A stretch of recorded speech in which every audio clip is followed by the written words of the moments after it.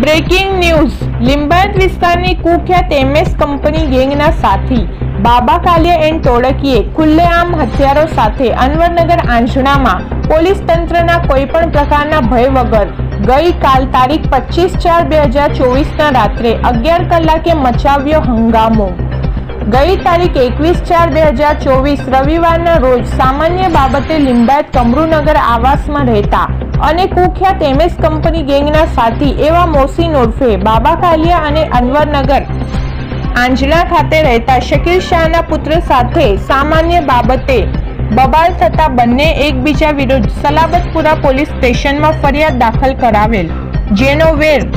ગઈકાલ તારીખ 25/4/2024ના રાત્રે 11 કલાકે શકીલ શાહ અનવરનગર આંજણાને એના ઘર પાસે માથાભારે છાપ ધરાવતા મોસીન ઉર્ફે બાબા કાલિયા એન્ડ ટોળકીએ પોલીસ તંત્રના કોઈપણ પ્રકારના ભય વગર હથિયારો સાથે હિંસક હુમલો કરીને સમગ્ર અનવરનગરને ગમરોડ્યું।